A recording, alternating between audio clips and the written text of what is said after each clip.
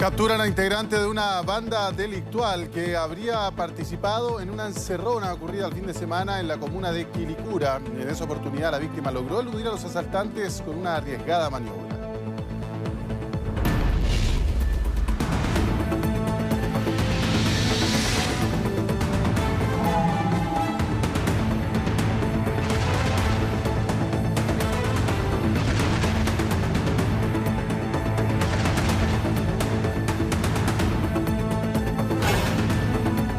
Mega Noticias actualiza. ¿Qué tal? ¿Cómo está? Tenga muy buenas tardes. Bienvenido a esta edición de Mega Noticias Actualiza. Le contamos de inmediato algo que le anticipábamos en los titulares, ¿no? Este martes, la Policía de Investigaciones informó la detención de uno de los sujetos que habría participado en una encerrona ocurrida el fin de semana en la comuna de Quilicura. En esa oportunidad, dos sujetos se bajaron de un automóvil con armas de fuego para intentar robar un vehículo que circulaba por el lugar. Sin embargo, tras una arriesgada maniobra, los ocupantes del auto afectado lograron escapar y evitar este robo. El periodista Pablo Abarza nos cuenta más detalles absolutamente en vivo hasta ahora. ¿Qué tal, Pablo? Buenas tardes. Hola, ¿cómo están? Muy buenas tardes. Tú lo mencionabas, arriesgada, pero además es muy difícil. Recordemos que eran un trébol, es solamente una pista y además estos sujetos lo estaban apuntando con un arma aparentemente de fuego. Pero recordemos esto que ocurre el 19 de septiembre, la semana pasada, cuando estos hermanos iban en camino a su casa, venían desde la playa y es ahí derechamente en esta intersección de Eduardo Frei Montalva con Américo Vespucio, que es, en este caso, le hacen esta famosa encerrona. Lo interceptan unos sujetos en este vehículo, no lo dejan pasar y es ahí que finalmente se bajan, lo apuntan con esta supuesta arma de fuego y inmediatamente ocurre lo que ustedes ven en pantalla, esta acción bastante temeraria, toma su vehículo, pone marcha atrás y finalmente logra escapar. Eso ocurre cerca de las 9 de la noche. ¿Por qué menciono la hora? Porque es uno de los horarios más habituales donde finalmente se están ocurriendo estos famosas encerronas o estos robos de vehículos a través de la carretera. Esto también hago mención porque tienen ya un horario definido, al menos en la Fiscalía Occidente, donde ya están investigando este tipo de hechos. Recordemos que entre mayo y junio del año presente, en este caso, ya van 22 casos de encerrona y es ahí que finalmente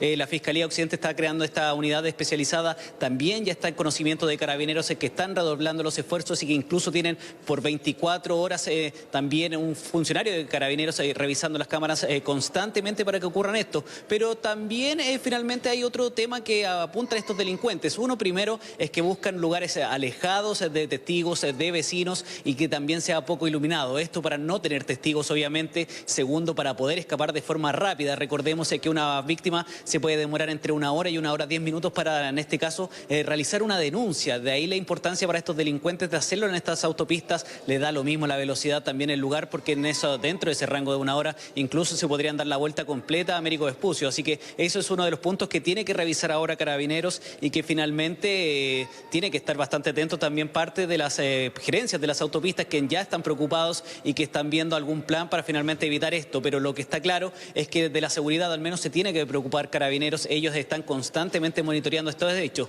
Pero derechamente, si nos vamos a este caso de Quilicura, que finalmente termina con estos hermanos que logran escapar y que finalmente realizan esta denuncia, hay una persona detenida, este joven de 31 años, ya identificado, tenía antecedentes penales y que incluso es capturado mediante algo bastante particular. Iba a visitar a uno de sus familiares, o en este caso un hospital, y es ahí que finalmente llegan funcionarios de la Policía de Investigaciones y logran capturarlo. Así que se logra la detención de este delincuente que participa también de una banda bastante peligrosa y especializada en este tipo de hechos. Se llama Bastián Soto, de 31 años, que se encuentra en este momento en el Centro de Justicia y que ahora, dentro de los próximos minutos, va a ser formalizado por este robo con intimidación en calidad de frustrado. Así que es algo que ya está manejando el Ministerio Público, también la parte de la Policía de Investigaciones, que cuenta con estas nuevas imágenes que ustedes están viendo en pantalla de esta temerosa, en este caso temeraria acción de este conductor, como también esta arrojada y violenta forma de actuar de estos delincuentes al medio de la autopista. Pero para más detalles,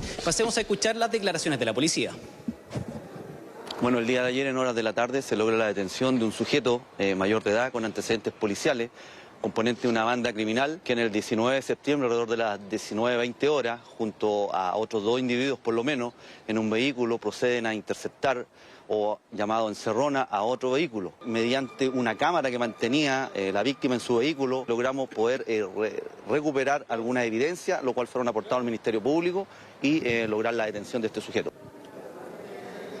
Evidencia clave en este caso, ya que se cuenta con un rostro, que es lo más difícil al momento de la investigación, que la policía de investigaciones tenga estos antecedentes también en el Ministerio Público, saber tener una imagen, una persona que finalmente poder buscar, y que llegamos a este caso donde finalmente se logra la detención en un hospital. Ya se estaba identificado, al menos se estuvo buscando en su entorno, en las casas de los familiares también, de algunos amigos, y finalmente se logra detener a esta persona que es parte de una banda que cuenta con antecedentes, como comentaba la policía de investigaciones, y que en este minuto está, ahora acaba de pasar hace solo 30 segundos a su control de detención y posterior formalización. Así que obviamente nosotros quedamos atentos, pero lo que era muy puntual y que además estaba, es muy importante la investigación, es lo que comentaba en este caso el funcionario de la policía de investigaciones, es tener este recording, esta imagen finalmente de este sujeto, estos vehículos que cuentan con cámaras, también con GPS. Incluso en horas de la mañana nosotros estuvimos en uno de los centros donde instalan estas cosas, que finalmente es de seguridad. Uno puede tener desde, en este caso, ventanas polarizadas, que ya al menos no se sabe quién está adentro,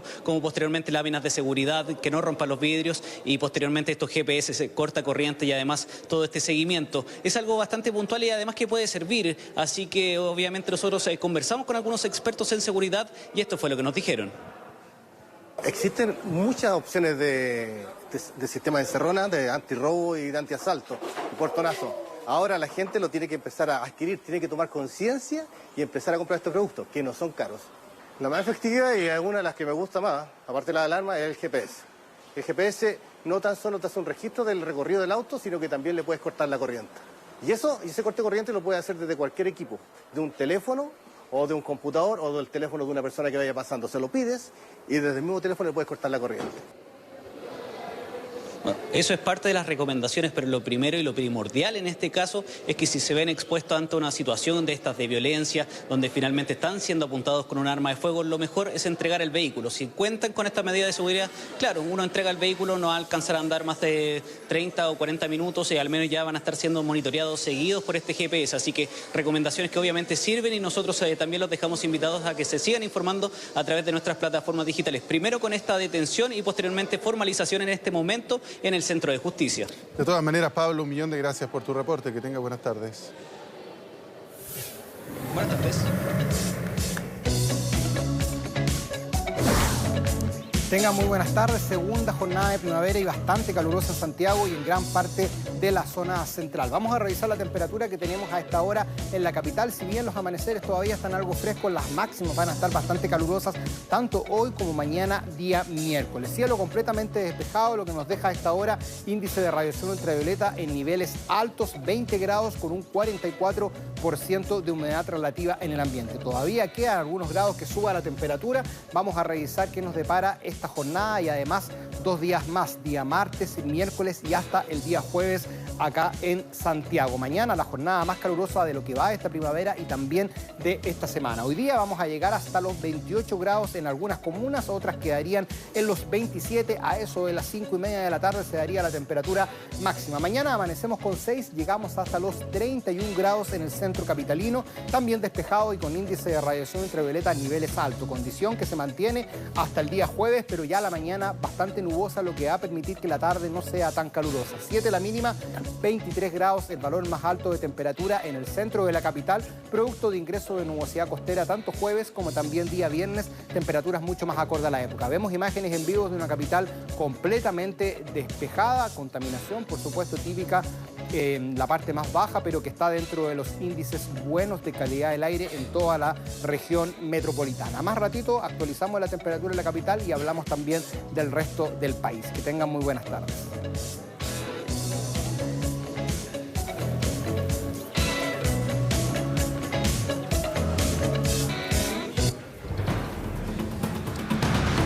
La Fiscalía investiga un nuevo femicidio, esta vez en la comuna de Coltauco, en la región de O'Higgins. En esta oportunidad, un sujeto asesinó a tiros a su expareja, con quien tenía una hija en común. En minutos, el presidente Sebastián Piñera dará un discurso frente al Pleno de Naciones Unidas, todo en el marco de la Cumbre de Acción Climática que se celebra en Nueva York. En la misma instancia, el mandatario de Brasil, Jair Bolsonaro, aseguró que es una falacia decir que la Amazonía es un patrimonio de la humanidad. Y las críticas no paran. Alexis Sánchez fue nominado a los premios The Worst, que lo incluye en su oncena como uno de los peores atacantes de la pasada temporada.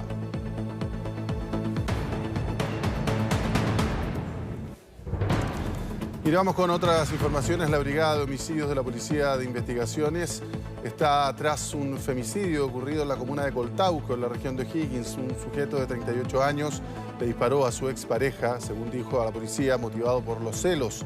Más detalles los tiene la periodista Jessica Camblor en vivo. Adelante, Jessica. Buenas tardes. Hola, muy buenas tardes. Claro, la verdad es que es un caso sumamente macabro y que nuevamente suma cuestionamientos al proceso de cumplimiento de medidas cautelares en contra de sujetos que han sido formalizados por casos de violencia intrafamiliar. Este caso quedó al descubierto y claro, justamente el autor contaba con una medida cautelar por un caso de agresión dentro del marco de violencia intrafamiliar y de amenazas que se había concretado en julio, puntualmente de este año. Allí a este hombre, Emilio Cabezas Peña, de 38 años, se le impuso no acercarse a su víctima, su expareja, María Cristina Jiménez Orellana, de 47 años. Sin embargo, él no hace cumplimiento de esta medida cautelar, se va de hecho a vivir en un domicilio que queda a aproximadamente 200 metros de la casa de su víctima. Es en ese contexto en que la ve durante la tarde conversando con un vecino. Esto genera celos en él, según su propia declaración que entregó ante la Brigada de Homicidios de la Policía de Investigaciones. Entra a la vivienda donde residía, saca una escopeta y se va directamente a la casa de quien había sido su pareja por largos años.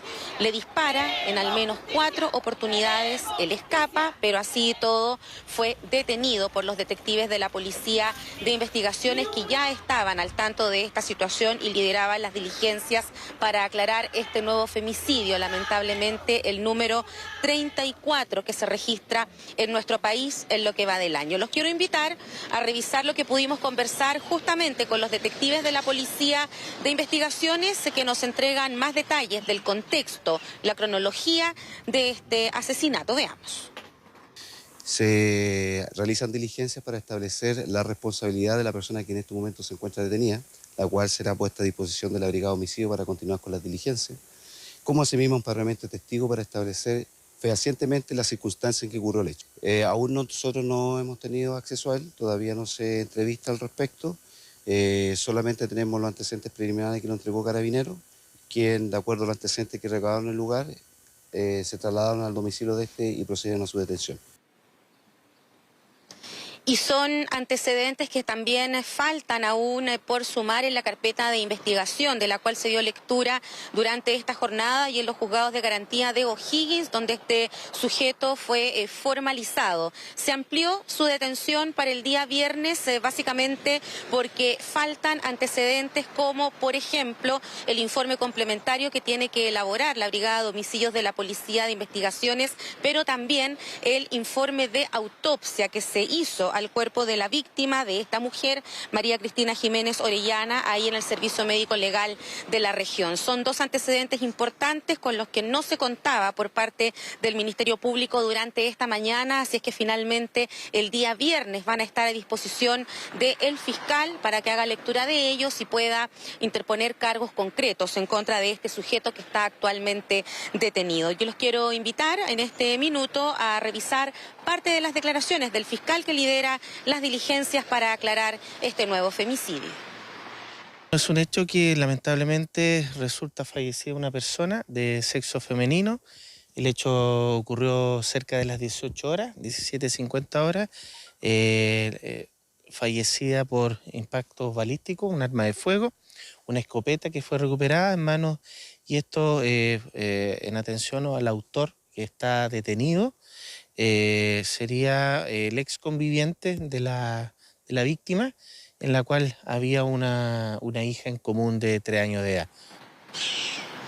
A la espera de todos esos antecedentes que se van a leer ya el día viernes, cuando finalmente se concrete la audiencia de formalización en contra de este sujeto detenido, de Emilio Cabezas Peña, hay otro tema que les mencionaba al principio y que ha surgido a raíz de este nuevo crimen, de este nuevo femicidio, y que tiene relación con los cuestionamientos que llevan ya bastante tiempo cada vez que conocemos este tipo de noticias lamentables. Finalmente, de sujetos que amenazan a sus parejas, concretan estos casos de violencia intrafamiliar, son puestos a disposición de la justicia, quedan en libertad, pero claro, con medidas cautelares. Una de las que más se repite en este tipo de casos es, por supuesto, no acercarse a su víctima.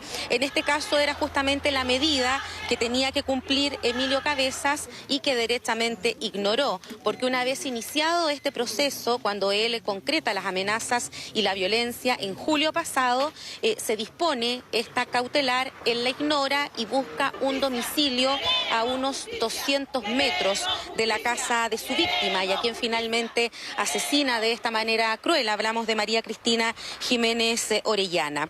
Desde ese punto el gobierno ha sido bien enfático en reconocer que de cierta manera falta actualizar no el sistema de otorgamiento de medidas cautelares para estos sujetos, sino que más bien el cómo ver y verificar que efectivamente estas personas imputadas estén cumpliendo esas medidas efectivamente. De ser así, este caso, por supuesto, se podría haber evitado. Son todas aristas que se están tratando también en la ley que busca modificar algunos aspectos dentro de este marco de la violencia intrafamiliar. Los quiero invitar en este momento a revisar lo que pudimos comentar con el ministro del Interior con respecto a este nuevo femicidio.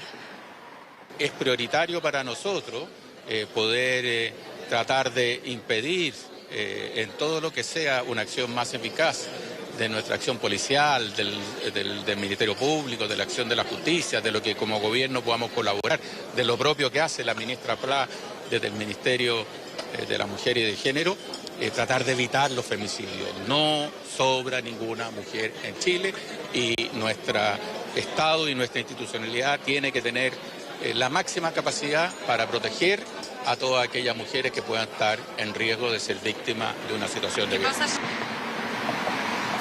Claro, capacidad que lamentablemente en este caso no se pudo concretar. Esta mujer es asesinada al interior de su vivienda por su expareja, un hombre que, reiteramos, tenía esta medida cautelar de alejamiento, un hombre con quien además tenían un hijo en común.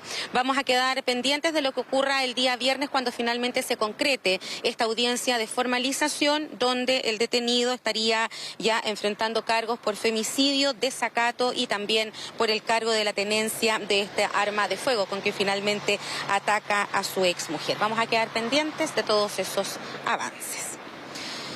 Dejando atrás esa noticia, los quiero invitar a regresar hasta la región metropolitana. Vamos puntualmente hasta la comuna de Pudahuel, porque allí Carabineros, que se realizaba llevando ahí un patrullaje preventivo por la comuna, logró detener a pocos minutos de cometido un delito al asaltante que había ingresado hasta una panadería. Hablamos de Osvaldo Moyano San Martín. Él tiene 21 años, pero a pesar de eso tiene un amplio prontuario policial.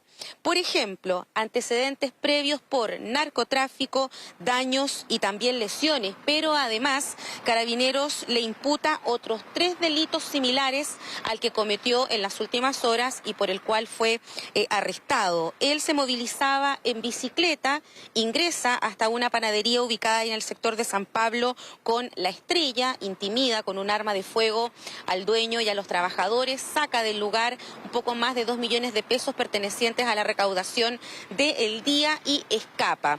Como se estaba realizando este patrullaje preventivo, el dueño de la panadería sale del local, pide ayuda, da una descripción física, también nombra la bicicleta y así se le logra detener de manera muy rápida. Fue puesto, por supuesto, a disposición de la justicia y conversamos con Carabineros, que nos entregó más antecedentes. Bueno, este sujeto ya como unidad manteníamos una investigación previa por parte de la sección de investigación policial donde se mantienen imágenes y videos donde este tipo, a raíz del modus operandi que realizaba, lo hacía a rostro descubierto, generalmente con las mismas vestimentas, y claramente se logra establecer su participación directa en otros 3 delitos del mismo tipo. Mantiene antecedentes penales por otros tipos de delitos y fue formalizado el día lunes, quedando en prisión preventiva por el periodo que dure la investigación. Claro, fue formalizado puntualmente por robo con intimidación por este asalto violento a una panadería y en Pudahuel, y quedó en prisión preventiva. Perfecto, Jessica Camblor, muchísimas gracias. Que tengas buenas tardes. Mira, nos metemos en un tema que, por supuesto, está generando mucha atención y, sobre todo, después debate. La Corte de Apelaciones de Antofagasta envió un inédito requerimiento de inaplicabilidad al Tribunal Constitucional para el decreto que establece la obligatoriedad de utilizar un sistema previsional de capitalización individual en respuesta a la solicitud de una docente a retirar sus ahorros previsionales para poder pagar sus deudas.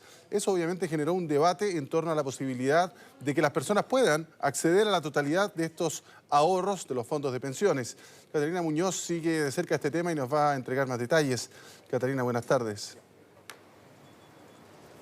Buenas tardes, José Luis. Es bastante complejo de entender, de explicar también, por supuesto, este tema, porque también ha generado gran debate. Empecemos desde el comienzo. Se trata de una profesora que es de Antofagasta, María Angélica Ojeda, que ella, ¿qué pasó? Ella quiere retirar todos sus fondos de pensiones de la AFP Cuprum. Presentó, por supuesto, un recurso para poder hacer esto y se lo negaron. ¿Qué es lo que dice ella? Ella, durante su última liquidación de sueldo, tenía un sueldo cercano al 1.200.000 pesos, pero su pensión estaría siendo de 185.000 pesos, por supuesto, muy lejano al último sueldo, una realidad que vemos muy habitualmente en nuestro país, pero que también entra en todo este debate de cuánto es finalmente la pensión, entonces entendiendo que no necesariamente va a ser el último sueldo que recibimos. ¿Qué pasa con esta profesora? Entonces presenta este recurso, la AFP le dice que no le puede entregar esta plata, entonces ella va a la Corte de Apelaciones, por supuesto se presenta este recurso de protección en el que se argumenta principalmente que se le está vulnerando el derecho a la propiedad, un derecho fundamental para todos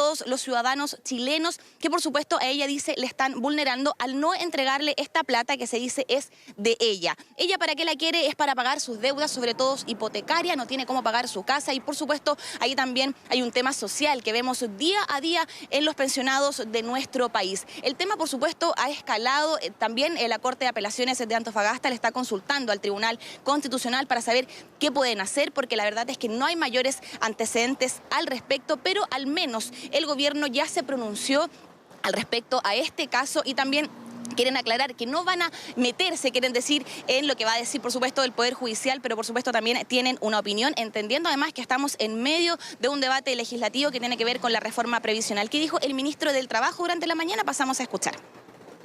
Todos los recursos, salvo uno, el de Antofagasta, fueron declarados inadmisibles, sin más trámites, sin ni un mérito. En este caso va a ser revisado por el Tribunal Constitucional. Pero en esto quiero ser muy claro. Nuestra legislación, nuestra Constitución, como en todos los países del mundo, establece el derecho de propiedad sobre los fondos, porque son dineros del trabajador, y establece la cotización obligatoria para pensiones porque queremos asegurarle a los trabajadores y a las trabajadoras que tengan pensión producto de su trabajo. Se genera un problema, ¿por qué? Porque se dice, también se sabe que cada plata que los trabajadores tenemos en las AFP nos corresponde a nosotros, pero con el fin, por supuesto, de financiar todo el proceso de jubilación. La propia Asociación de AFP se refirió también a este tema y ellos aclaran que a ellos en general no les hace daño, sino que le hace daño al país, porque ¿qué va a pasar entonces con esa profesora, quizás con las otras personas que quisieran hacer lo mismo en el futuro? ¿Quién se va a hacer cargo de ellos? Entonces sería un problema para el Estado y no para las AFP. ¿Qué dijo la Asociación de AFP durante la mañana? Pasamos a revisar. Esto no tiene que ver con las AFP propiamente tal, si esto tiene que ver con más AFP o menos AFP. Esto tiene que ver con cómo nosotros construimos buenas pensiones para los trabajadores de Chile y para las trabajadoras de nuestro país. Y lo que se está haciendo acá es desviar el debate Llevamos 4 años discutiendo sobre una reforma de cómo somos capaces de mejorar las pensiones y la situación de nuestros adultos mayores hoy día, y ahora nos ponemos a discutir si es que se pueden o no retirar las platas para pensiones, que es justamente algo que va contrario a mejorar las pensiones. Entonces nos llama mucho la atención que justamente en el debate actual se empieza a discutir este tipo de temáticas que no tienen razón con mejorar las pensiones de todos los chilenos y de todas las chilenas, que es lo que nos tiene que llevar hacia adelante. Bueno, ¿qué pasa también? El mundo académico, por supuesto, se ha referido al tema porque hace pocos minutos el Tribunal Constitucional acoge entonces el requerimiento de la Corte de Apelaciones de Antofagasta, que finalmente lo que están haciendo es consultarle a ellos porque es la Corte la que tiene que definir. Esto es un proceso que puede durar bastantes meses, porque aquí, como les decía, ella lo que está manifestando es que se le vulnera el derecho a la propiedad, a no poder recibir un dinero que se dice le pertenece para usarlo con otros fines. Pero los académicos nos explican qué podría pasar después de la resolución final del Tribunal Constitucional y también de la Corte de Apelaciones, que hay otro derecho que finalmente no está tan establecido en la ley, que tiene que ver con la protección social. La plata que tiene la AFP, que es plata de nosotros, la verdad es que tiene un fin último, que es, por supuesto, financiar todos los años que nos quedan por vivir. Y también los académicos coinciden en que las AFP no están actuando contra la ley. Por supuesto, hay que ver qué dice el tribunal. ¿Qué dicen los expertos al respecto? ¿Qué podría pasar entonces con este polémico caso? Pasamos a escuchar a continuación.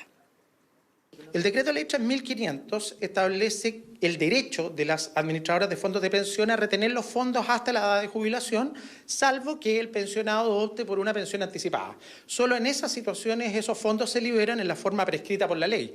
La situación actual de esta afiliada es que quiere hacer un retiro anterior, no basado en estos fundamentos, y por lo tanto quiere hacer un retiro directo de sus fondos previsionales con propósitos o fines generales propios, y por lo tanto la negativa de la administradora de fondos de pensión constituiría un acto ilegal o arbitrario a su juicio, cuestión que tiene que resolver la Corte de Apelaciones en el marco del conocimiento del recurso.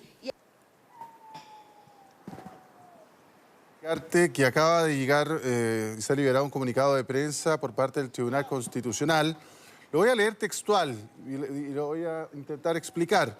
La segunda sala del Tribunal Constitucional, integrada por su presidenta, la ministra señora María Luisa Bram Barril, y los miembros señores Gonzalo García Pino, es decir, el resto de los que integran esta sala, la segunda, acordó en resolución unánime del día de hoy acoger a trámite el requerimiento de inaplicabilidad por inconstitucionalidad deducido por la segunda sala de la Ilustrísima Corte de Apelaciones de Antofagasta respecto del decreto de ley 3500, lo que estábamos discutiendo, ¿no? Especialmente sus artículos 23, 34, 51, con incidencia en un recurso de protección seguido ante dicha Corte. Párrafo siguiente. Junto a lo anterior, la segunda sala, también por decisión unánime, accedió a lo solicitado por la Corte requiriente, disponiendo la suspensión de la tramitación del ya referido recurso de protección. Es decir, se mantiene, es clarito, ¿no? Se suspende el trámite de este recurso mientras la Corte dirima, y de conformidad a lo prescrito en la ley número 17.997, orgánica constitucional de esta magistratura, se confirió el traslado por 10 días a las partes de la gestión que se rige ante la Ilustrísima Corte de Apelaciones de Antofagasta para que se pronuncien respecto de la admisibilidad del libelo. La resolución será expedida y notificada en el transcurso de hoy. Los detalles del expediente constitucional pueden ser consultados en la página web. Es decir, se acoge este requerimiento y se tiene que dar paso entonces el Tribunal Constitucional para determinar que si efectivamente esto es o no es materia de la Corte de Apelaciones de Antofagasta. Es ahí todo el cuento. El Tribunal Constitucional tiene que ver si que esto procede o no para que la Corte de Apelaciones dirima si es que esta persona, si acoge el recurso de esta persona y puede dar una respuesta definitiva. Eso en el fondo como para detallar bien qué es lo que está haciendo el Tribunal Constitucional, que estaba clarísimo en tu explicación, pero quería compartir contigo y con nuestros televidentes también lo comunicado por el Tribunal Constitucional.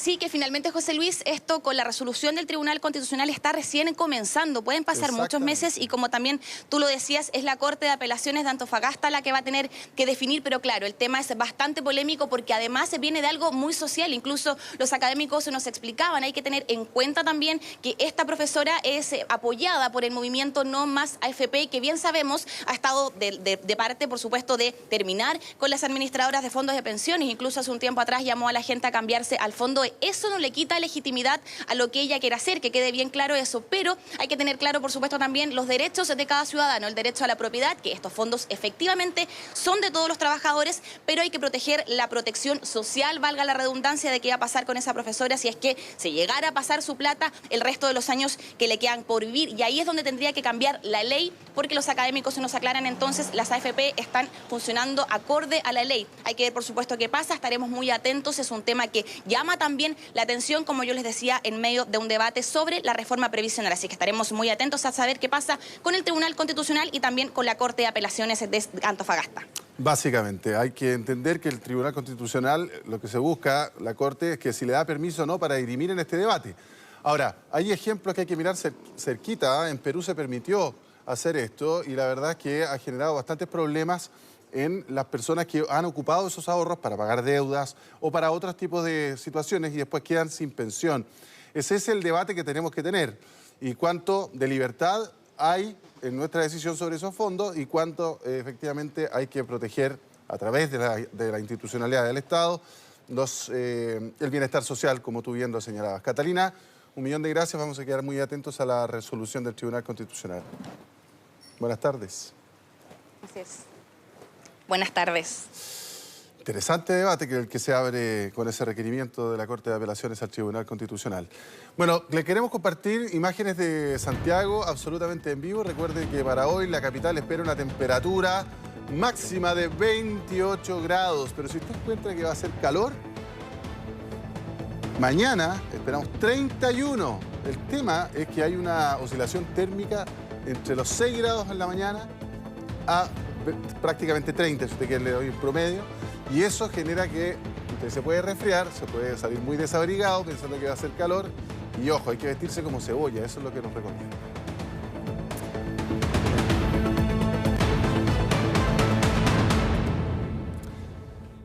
Bueno, seguimos adelante. El Ministerio de la Vivienda y la Administración del Parque Metropolitano elaboraron un listado con los principales y más recurrentes accidentes que ocurren en el que es uno de los sectores más visitados de Santiago. Además, entregaron un plan de convivencia vial para mejorar las condiciones del parque, que es siempre un problema entre autos, peatones, ciclistas. Bueno, todos los detalles los tiene Daniela Valdés. Adelante, Daniela, buenas tardes. Hola, José Luis. Muy buenas tardes. Claro, mejoran las condiciones del tiempo y con eso, por supuesto, aumentan los visitantes también acá en el Parque Metropolitano, suben al Cerro San Cristóbal muchas más personas y un número importante de ellos lo hace, por ejemplo, en bicicleta, en monopatín y tienen accidentes. Fíjense que la cifra que ha arrojado un estudio realizado por el Parque Metropolitano junto a Carabineros y las autoridades del MIMBU dice que el 0,017% de quienes visitan el parque han tenido algún tipo de accidente, es decir, más de 1.000 personas el año pasado tuvieron algún tipo de accidente al visitar el Parque Metropolitano y más de 500 lo han hecho durante este año. Más del 36% de ellos son ciclistas, quienes en su mayoría han tenido algún tipo de problema y como han registrado las cámaras del Cerro San Cristóbal, principalmente tiene que ver con el exceso de velocidad al momento de tomar alguna curva o quizás bajar este sendero de manera mucho más arriesgada. ¿Qué otras conclusiones ha arrojado este estudio? Fíjense que también mostró que la mayoría de los ciclistas no usa implementos de seguridad, no utiliza casco ni ningún otro tipo de elemento cuando baja o sube el Parque Metropolitano. También hay problemas de respeto entre visitantes, exceso de velocidad en bicicletas y patinetas y además hay un porcentaje importante de ciudadanos que desciende por sectores no habilitados. Eso además de quienes circulan en contra del tránsito. Hay que decir que desde el año 2014 ya las autoridades del parque habían tomado algunas medidas. Por ejemplo, el día sábado y domingo, además de los festivos, se ha prohibido que entre las 8 de la mañana y la 1:30 de la tarde circulen vehículos. Eso, por supuesto, para dar un espacio a quienes vienen a hacer deporte, a los ciclistas, pero de igual forma hay algunas imprudencias por parte de quienes suben en bicicleta o en otros medios de transporte y que han tenido estos accidentes. Muchos de ellos que han llegado también a cuadros de gravedad por parte de quienes los protagonizan. Vamos a partir escuchando palabras de las autoridades del día de hoy. Estuvieron acá y lanzaron esta campaña. Hablamos del ministro de Vivienda y también director del Parque Metropolitano.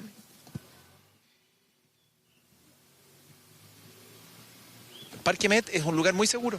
Lo visitan más de 6 millones de personas y el año pasado tuvimos 1000 accidentes. Y queremos que ojalá lleguemos a cero.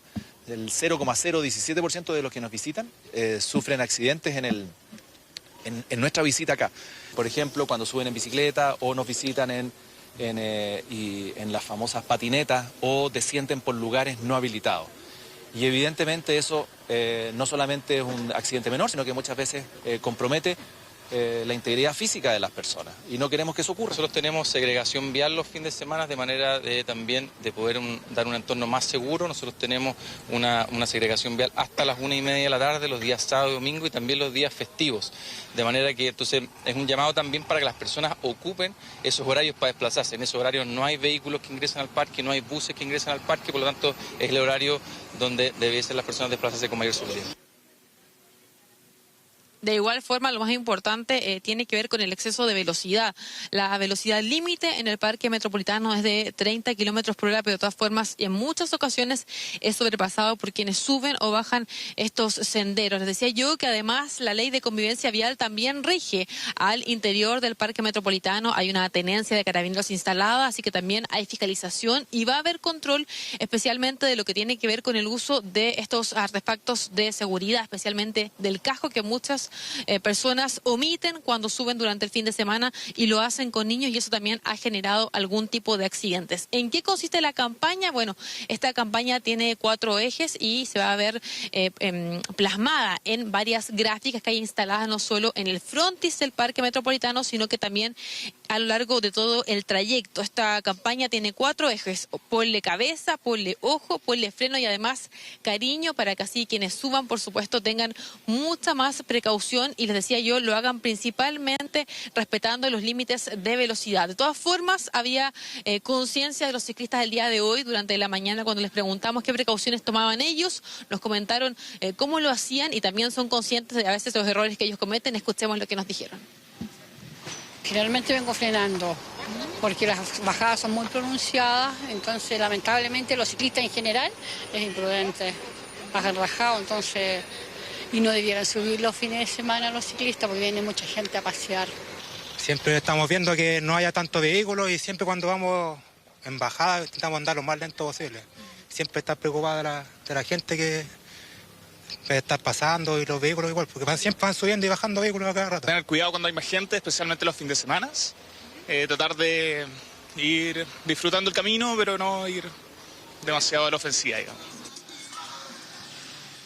El sector del hundimiento, además de también los alrededores del jardín japonés, son uno de los puntos más complicados, especialmente por estas curvas más cerradas que a veces son enfrentadas con mucha velocidad por parte de los ciclistas y generan estos accidentes que les decía, solo el 2018 cifraron en más de 1000. Así que esta campaña parte ahora, se extiende por todo el mes, pero por supuesto las recomendaciones son para todos y durante todo el tiempo, que dure el buen tiempo y que por supuesto la gente suba acá al Parque Metropolitano José Luis.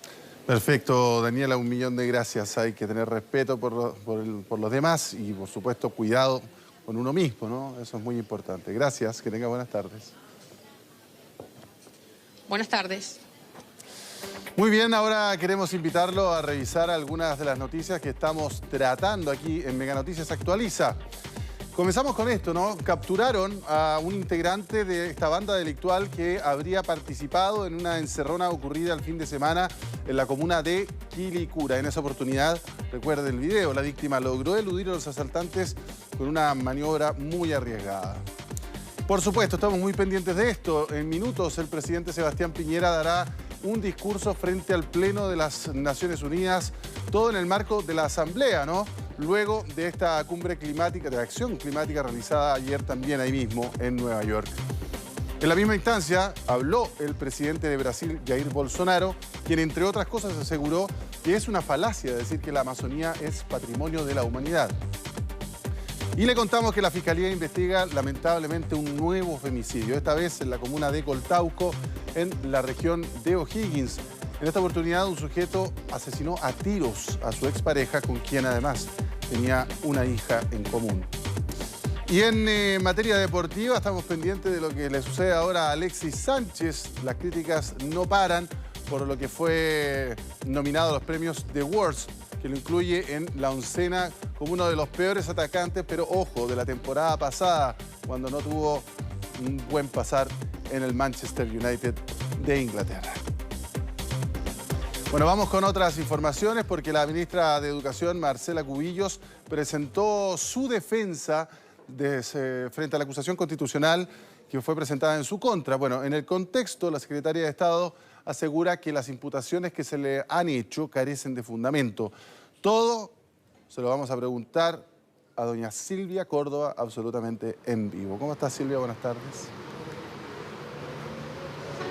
¿Cómo está? Muy buenas tardes. Y exactamente se adelantó 2 días la ministra de Educación, Marcela Cubillos, que ha trabajado constantemente en esta defensa que ya la manifestó por escrito. Se trata de un informe de 155 páginas al que tuvimos acceso y que precisamente busca la defensa ante esta acusación constitucional ejercida por parte de la oposición que busca su salida. A través de este texto que fue primero informado en el comité político el día lunes, donde se les entregó una minuta de más de 10 páginas, da cuenta de esta defensa, donde se refiere a estos 5 capítulos dados a conocer por la oposición, donde se habla acerca de la defensa por parte de estos correos electrónicos, por ejemplo, donde ella apunta a que los aspectos jurídicos no tienen relevancia en este tema y así dando cuenta de las diferentes declaraciones que ha dado a conocer la Contraloría, el Consejo para la Transparencia respecto a esta situación, y así también otra de las críticas que están dentro de estos capítulos respecto a este rol jerárquico que tiene que ver la ministra de Estado respecto a ser jefa de servicio, donde la propia secretaria de Estado a través de este manifiesto da cuenta que desde el año 2011 a la fecha ella ya no ejerce ese rol que viene precisamente desde el subsecretario de Educación, Raúl Figueroa, que es la persona que vemos constantemente acá en el Congreso, en las diferentes comisiones de educación para ver los diferentes proyectos de ley. No solamente se trata de esta defensa por parte de la ministra Marcela Cubillos, que va a ser revisado esta jornada por esta comisión a cargo de esta defensa, que va a tener un periodo de 6 días para empezar a trabajar en este informe que luego se va a votar en la sala de la Cámara de Diputados, sino que hoy la secretaria de Estado amanece con una noticia que viene por parte de Contraloría, que tiene que ver con este llamado a una campaña comunicacional respecto a admisión escolar, donde se da cuenta, según este requerimiento, que no se visó material propagandístico por 54 millones de pesos, entre otras faltas relacionadas a gastos desde la Subsecretaría de Educación. Respondieron desde el Congreso los diferentes parlamentarios de oposición, llamando a la propia ministra de Educación, Marcela Cubillos, y al subsecretario a estar presentes en el Congreso y a dar explicaciones por este tema. Pasemos a escuchar las diferentes declaraciones. Es que tú no puedes hacer una campaña contra una ley que tú tienes que implementar. O sea, es como absurdo. Yo tengo que asegurar como ministra que resulte un proceso, ¿ya? Y me disparo en el pie haciendo campaña en contra del proceso que tengo que implementar, ¿ya? Y gasto recursos del Estado, ¿ya? Para ir en contra de la ley que tengo que implementar. Yo creo que ese es el tema de fondo, ¿no? Lo que plantea la Contraloría tiene que ver más con un tema de procedimiento que no se cumplió, un procedimiento administrativo que debió haberse realizado y que no pasó por los procesos. Y esto tiene que ver con esta especie de actitud que ha tenido la ministra de hacer lo que ella quiere finalmente y como quiere. La ministra ha estado en primer lugar mintiendo y además ha estado haciendo uso inadecuado de recursos y de medios públicos que son para informar, no para emitir juicios políticos, no para hacer fines propagandísticos. La ministra, siempre lo hemos dicho nosotros, tiene el legítimo derecho a pensar distinto, a modificar la ley, pero para eso hay caminos y vías institucionales. Y cuando estas fracasan, la ministra no puede pretender vulnerar la ley y al revés hacer propaganda con recursos públicos de proyectos que en la práctica, en la Cámara de Diputados, fracasaron completamente.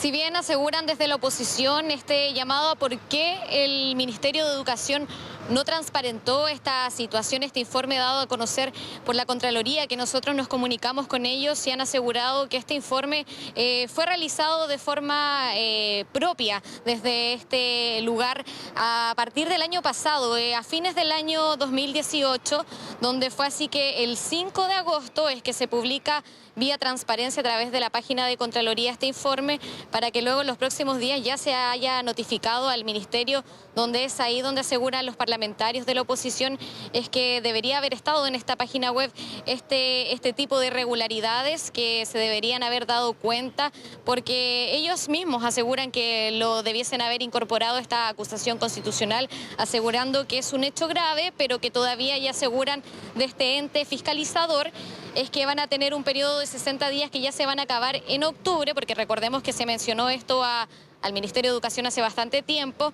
donde el propio subsecretario Raúl Figueroa va a tener que dar explicaciones sobre este tema y si estas irregularidades ya fueron subsanadas. Lo que sí es que esta acusación y la defensa de la ministra es un tema importante, aseguran desde la comisión que está a cargo de esta acusación, donde ya aseguran en los diferentes textos no cumple con los requisitos mínimos. Algunos académicos institucionalistas han estado en estas diferentes sesiones que se han realizado, dando pie que algunos de los capítulos sí prosperan, pero desechando incluso 4 capítulos, aseguran desde la comisión, y también a la espera del propio Colegio de Profesores, que ayer iba a estar en este lugar, estuvo presente, pero no tuvo la posibilidad por el tiempo de poder conversar. Aún así, ante esta defensa escrita, los propios parlamentarios del oficialismo han asegurado que preferirían que la ministra de Educación hubiese estado presente en esta comisión dando a conocer estos reparos y esta defensa. Declaraciones que pasemos a escuchar inmediatamente. La verdad que me habría gustado escucharla. Todavía yo me imagino que hay tiempo de escucharla. No tenemos claro, ella podría venir a las sesiones. De hecho, vamos a sesionar todos los días. Sesionaremos hoy día a las 3:30 de la tarde. Mañana, pasado mañana también, y tenemos 6 días para evacuar el informe. Por lo tanto, todavía es posible que ella venga a dar su testimonio. Yo no descarto esa posibilidad de que ella o su abogado pueda asistir. Yo creo que estamos recién conociendo la respuesta de ella, entonces vamos a establecer una comunicación si es necesario que ella pueda estar presente o su abogado. El abogado puede exponer. Ha estado en las sesiones, pero no ha estado como invitado para exponer. Bueno, vamos a ver qué pasa con esta presencia de la ministra de Educación, Marcela Cubillos, que hasta ahora mantiene constante silencio más allá de las defensas y las diferentes actividades, donde sigue insistiendo que esta acusación no tiene argumentos jurídicos. Lo que sí es que el abogado defensor Francisco Cox estuvo ayer presente en una de las comisiones y donde se asegura va a seguir permanentemente atento a lo que va a ser esta defensa, que ahora, recordemos, van a tener que empezar a trabajar desde esta comisión durante estos 6 días para que la próxima semana, donde ya aseguran el día martes, se inicie esta votación en la sala para ver si prospera o no esta acusación, para que luego pase el Senado, que ellos van a actuar como juez garante. ¿Qué dijeron desde el gobierno? Salieron en defensa de la ministra Marcela Cubillos, fue el propio ministro del Interior, Andrés Chato. Y pasemos a escuchar estas declaraciones. La acusación constitucional contra la ministra Marcela Cubillos carece de todo fundamento legal y por consiguiente eso es lo principal y lo que la Cámara de Diputados debe reflexionar. La acusación constitucional debe fundarse en causales jurídicas establecidas en la Constitución y objetivas, y no son para hacer evaluaciones de carácter político. Bueno, parte de las conversaciones que van a seguir durante esta jornada, que va a continuar con esta comisión respecto a esta acusación constitucional de parte de la ministra de Educación, Marcela Cubillos. Clave también va a ser la presencia del subsecretario de Educación, Raúl Figueroa, que estaba citado para el día de hoy en este lugar, pero que ya asegura al menos el presidente a cargo de esta comisión, Celso Morales, es que podría ir incluso a asistir para el día de mañana. Así que todavía esto está en veremos, pero que van a seguir las actividades aquí en el Congreso y que también han sido marcadas por otra noticia que se las paso a mencionar ahora, que tiene relación con estas conversaciones que se han dado al interior del Congreso, primero conocidas por parte del propio presidente de la Cámara de Diputados, Iván Flores, tras tras una acusación de abuso, de acoso sexual por parte de un diputado, Pedro Velázquez, de la Federación Regionalista Verde Social. Se trata de una acusación que ya han tomado conocimiento desde la Cámara de Diputados. Esto a raíz de un protocolo que busca el sancionar el acoso sexual al interior del Congreso y que por supuesto ya se ha hecho todos los movimientos y se están iniciando las investigaciones que quedan a cargo de la diputada del Frente Amplio, Gael Yeomans. Lo que sí es que dentro de los próximos minutos, desde este mismo partido es que se van a referir a esta situación que sigue siendo en desarrollo, pero que por supuesto ya han tomado las diferentes banderas de luchas las diputadas acá presentes en este lugar y que por supuesto va a seguir en curso esta investigación que se mantiene en desarrollo. Muy atentos estaremos entonces ante esta noticia que nos estabas dando cuenta, Silvia. Un millón de gracias. Buenas tardes. Bueno, abordamos otros temas. El suspendido fiscal regional de O'Higgins, Emiliano Arias, conocerá este martes los cargos y la sanción que podría arriesgar en el marco del proceso interno que enfrenta en el Ministerio Público por una serie de presuntas faltas administrativas, bien digo. El fiscal nacional, Jorge Abbott, tras revisar el informe del persecutor de Antofagasta, Alberto Ayala, quien llevó a cabo el sumario, decidirá hoy el futuro de Arias. Rodrigo Ugarte nos tiene más detalles. Rodrigo, buenas tardes. ¿Qué tal, José Luis? Muy buenas tardes. Claro que sí. Vamos aclarando este tema que es bastante complicado de explicarle a la gente. Hay que recordar que el fiscal regional de O'Higgins, Emiliano Arias, en mayo pasado comenzó a tener problemas con uno de sus subalternos, el fiscal Moya, en el marco de la investigación a los jueces de Rancagua. Es ahí cuando él presenta una serie de acusaciones en contra de su superior, el fiscal Emiliano Arias, y estas son recogidas por el Ministerio Público. Es ahí cuando el fiscal nacional Jorge Abbott designa al persecutor regional de Antofagasta, Alberto Ayala, para que investigue estas denuncias en contra del fiscal Arias. Las investiga durante todo este tiempo y determina que hay al menos 5 irregularidades que cometió el fiscal Arias en el ejercicio de sus funciones. Las más graves de ellas son la obstrucción a la investigación en el caso de los jueces, también la violación del derecho de reserva que tienen los fiscales al haber entregado información y también el tráfico de influencias en el caso Cabal. Son algunas de las imputaciones que le hace el fiscal regional de Antofagasta a su colega el fiscal Arias y decide que esto aconseja al fiscal nacional la remoción, que se abra el cuaderno de remoción para el fiscal Arias. Esta acusación la recibe el fiscal Abbott y tiene plazo hasta esta tarde para ver qué sanción decide en contra del fiscal Arias. Conversamos con él, nos dijo que ya la había leído y que iba a entregar luego una decisión final. Escuchemos lo que dice el fiscal nacional respecto de este tema. Tengo que resolver esa investigación administrativa y, por cierto, la primera persona en saberlo será el fiscal Arias, ya una vez que yo dicte la resolución respectiva. Hasta ahora el día no está tomada la decisión entonces.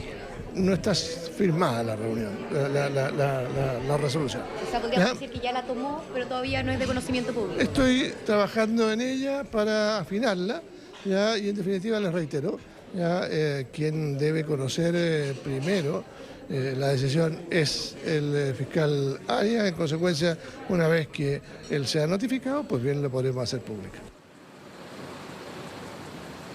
Bueno, eso es lo que dice el fiscal nacional. Esto es una arista, la parte administrativa, porque hay que recordar que el fiscal Arias, quien ha dicho que no va a renunciar a su cargo, que va a seguir dentro del Ministerio Público hasta que se resuelva su situación y que incluso va a escalarla, si es necesario, a organismos internacionales, también enfrenta una acusación penal. Una arista que está siendo investigada por otro fiscal regional, que es fiscal Eugenio Campos, de la región de Magallanes, que le imputa el cargo de violación del secreto que deben guardar los fiscales y también delitos informáticos. Esa arista va a ser revisada seguramente este viernes. Otro proceso paralelo que enfrenta el fiscal Emiliano Arias hasta esta hora.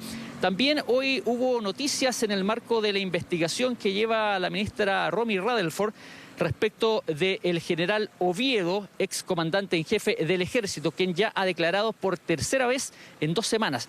Y no son declaraciones cualquiera. Declaraciones que ha tenido con la ministra en su oficina que duran 16 horas, interrogatorios extensos en el caso de la arista de los viajes de los comandantes en jefe. En ese cuaderno ya está procesado el general Oviedo por el delito de malversación de caudales públicos por 4.500 millones de pesos. Malversación de caudales públicos no quiere decir que esa plata la hayan robado, que hayan hecho uso para beneficio particular de esa plata, sino que se destinó a otros fines que no era el que estaba destinado por la ley. Hoy también declaró ante la ministra, está en proceso de declaración todavía, y el abogado ha dicho que una vez que termine este proceso va a dar declaraciones producto de que ellos mismos son los que han pedido que se esclarezca la situación del general Oviedo, pues la imputación que le quiere formalizar la ministra Rutherford es ahora el fraude al fisco, que tiene una altísima pena. Ellos han dicho que no se puede configurar por ningún motivo esa causal y que con estas declaraciones el general Oviedo pretende probar que ese delito no ha sido cometido por él ni por ningún otro comandante en jefe, incluso dicen. Así que de eso vamos a tener próximas noticias. José Luis. Perfecto, Rodrigo. Bien cargada la agenda que tiene el día de hoy. Muchísimas gracias, que tenga buenas tardes.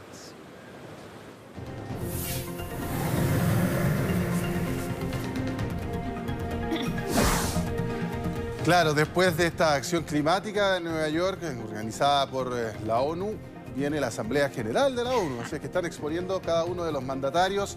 Ya habló Jair Bolsonaro, ya habló Donald Trump, y en cualquier momento también esperamos que lo haga el presidente Sebastián Piñera. Pero todo eso nos lo detalla y nos cuenta Florencia Vial.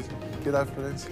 Así es, muy buenas tardes, Buenas José tardes. Luis, y muy buenas tardes a todos ustedes en sus casas. Y comenzamos revisando lo que ocurre a esta hora en Estados Unidos, donde se está realizando, como decía José Luis, la Asamblea General de Naciones Unidas, y que, recordemos, reúne a más de 90 jefes de Estado de todo el mundo, y que se realiza, como también decía José Luis, un día después de la cumbre del clima en esa misma ciudad. Una mañana, la verdad es que bastante intensa se ha vivido en Nueva York, porque además del ejército de diplomáticos, guardaespaldas, traductores, policías y obviamente también los líderes del mundo que han llegado hasta el edificio de Naciones Unidas, los potentes mensajes justamente de quien vemos en las imágenes que se han entregado durante la mañana, obviamente han llamado bastante la atención. Todo esto porque, bueno, se sabía que principalmente la amenazante sombra de la desaceleración económica, la guerra comercial, el calentamiento global, el Brexit, el incierto conflicto en Medio Oriente y también la crisis en Venezuela justamente iban a ser los temas principales que se iban a discutir durante estos días en Nueva York. Pero partamos justamente con el discurso que abrió la sesión número 74 de las Naciones Unidas, el del presidente de Brasil, Jair Bolsonaro, que tuvo el privilegio de ser justamente el primero, pero no precisamente por su popularidad, ni peso político en el país, ni económico, sino que es por justamente una tradición de que los mandatarios brasileños se abren la asamblea desde 1955. Y ahora, ¿qué dijo Bolsonaro? Bueno, a grandes rasgos el presidente Bolsonaro aseguró que es una falacia decir que la Amazonía es un patrimonio de la humanidad y que no representa los pulmones de la tierra.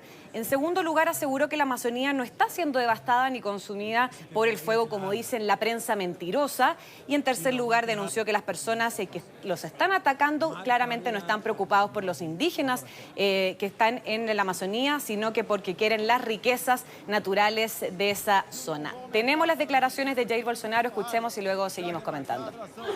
Es una falacia decir que el Amazonas es un patrimonio de la humanidad. Y un error confirmado por los científicos al decir que nuestros bosques son los pulmones del mundo. Es verdad. Lo de los pulmones. Bueno, luego fue el turno del presidente de Estados Unidos, Donald Trump, quien, siguiendo su línea que hemos visto durante todo su mandato de America First, hizo un llamado a la unidad nacional y sobre todo a aferrarse a la soberanía. Aquí el presidente Trump ni mencionó la crisis climática. Tenemos las declaraciones de Trump, escuchemos. If you want freedom, take pride in your country. Si quieres libertad, enorgullécete de tu país. Si quieres democracia, aférrate a tu soberanía. Si quieres paz, ama a tu nación. Los líderes sabios siempre anteponen el bien de su propia gente y su propio país.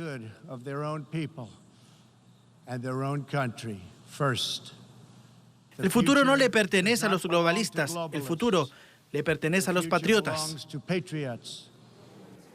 Bueno, por otro lado, Donald Trump también prometió endurecer las sanciones contra Irán, que por cierto, recordemos, están asfixiando la economía de ese país, mientras, dijo Trump, Teherán no cambie su conducta agresiva en toda la zona de Medio Oriente. Además, Trump lanzó también sus dardos un poco más lejos contra China y advirtió que el tiempo de los abusos en materia comercial ha terminado y pidió justamente también al gobierno de Pekín proteger la democracia en Hong Kong, que recordemos ya llevan varios meses de estas masivas protestas justamente pro democracia. Por otro lado, otro de los grandes temas que obviamente va a concentrar la atención durante esta jornada de Asamblea General en las Naciones Unidas es la crisis en Venezuela, porque recordemos, han pasado ya casi 10 meses desde que Juan Guaidó se declaró como presidente interino de ese país y fue reconocido por más de 50 países. Sin embargo, para las Naciones Unidas, ayer lo conversábamos, José, también, Nicolás Maduro sigue siendo el mandatario oficial de Venezuela y una prueba de ello va a ser justamente, bueno, salvo que de manera sorpresiva a última hora cambie algo, quien finalmente va a dar el discurso en representación de Venezuela y es justamente el canciller Jorge Arreaza. Impresionante la locución de Donald Trump, no dejó nada afuera, acusó a China de múltiples cosas. Claro. Me di la paciencia de escucharla entera, pero fue muy duro y además advirtió, o sea, más que nada, puso sobre la mesa el poderío militar de Estados Unidos. Claro. Y todo lo que eso significa y que va a hacer todo lo posible por seguir luchando por la democracia en Venezuela. Calificó a Maduro de títere de Cuba. Títere de Cuba también.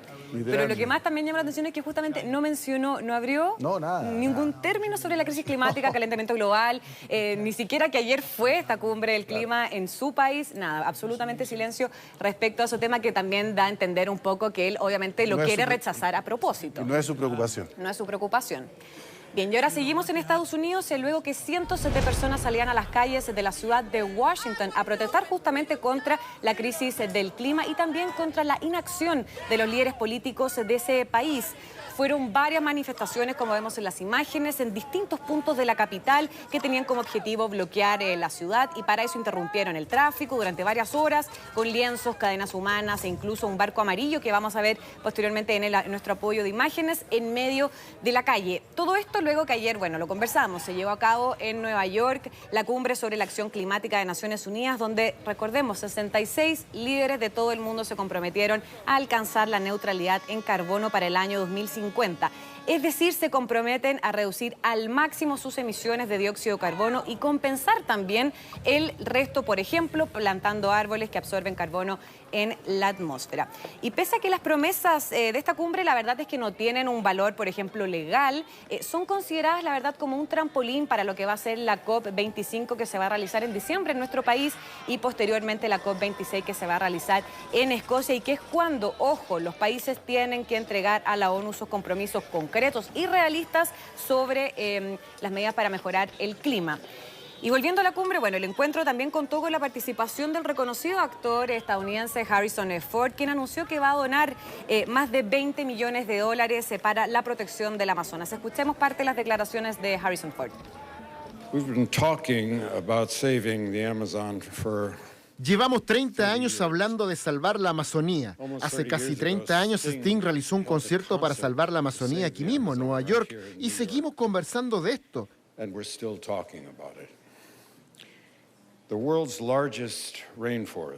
La selva tropical más grande del mundo, la Amazonía, es fundamental para cualquier solución contra el cambio climático por su capacidad de absorber el carbono, por su biodiversidad, por su agua pura, por el aire que respiramos, por nuestra propia moral. Y se está quemando.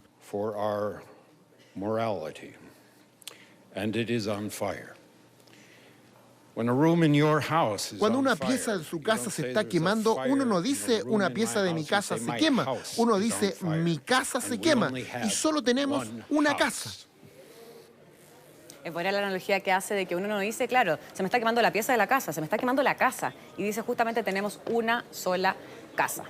Bueno, esa fue una de las declaraciones también que tuvieron en esta cumbre del clima, pero hay otro tema también, porque justamente 16 jóvenes, incluidos Greta Thunberg, anunciaron una nueva ofensiva, esta vez, ojo, en el terreno legal, y denunciaron la inacción de los líderes como una violación de la Convención de Naciones Unidas sobre los Derechos del Niño. Esto porque, según los jóvenes activistas, los líderes mundiales firmaron esta convención hace 30 años, en la que se comprometían a proteger la salud y también los derechos de los niños, y justamente ellos dicen que no lo están haciendo con los nuevos niveles en el clima.